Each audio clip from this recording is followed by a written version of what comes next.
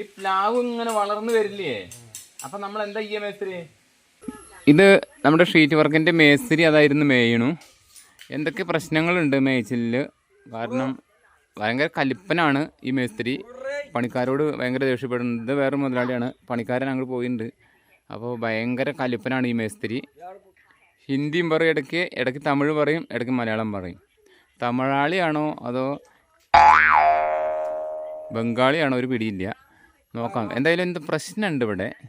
Sheet മേച്ചിനുമായി ബന്ധപ്പെട്ട് എന്തോ ഗ്യാപ്പിൻ്റെ പ്രശ്നമൊക്കെ നടക്കുന്നുണ്ട്. നമുക്കൊന്ന് പോയി നോക്കാം, അന്വേഷിച്ച് നോക്കാം എന്താ സംഭവം എന്ന് അറിയാമല്ലോ. കാരണം ഒരു 4 ഇഞ്ച് അവിടെ ഗ്യാപ്പ് വിട്ടിട്ടുണ്ട്. ഇനി എന്ത് സംഭവിക്കുന്നു അറിയില്ല.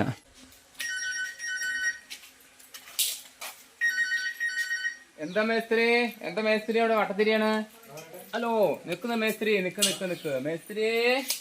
മേസ്ത്രി എന്താ ഇവിടെ നോക്കണ? 4 ഇഞ്ച് വിട്ടിട്ടുണ്ടല്ലേ മേസ്ത്രിയെ? ഇതിപ്പോ നമ്മള് പ്രശ്നമുണ്ട് മേസ്ത്രി. ഈ പ്ലാവ് ഇങ്ങനെ വളർന്നു വരില്ലേ? അപ്പൊ നമ്മൾ എന്താ ചെയ്യാ മേസ്ത്രി? പ്രശ്നമുണ്ട്. എന്താ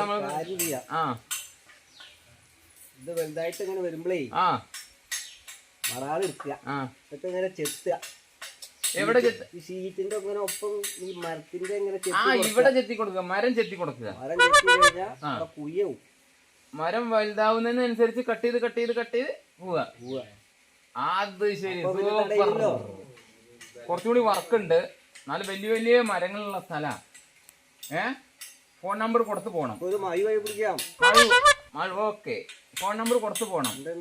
പേരെന്താ? സുരേഷ്.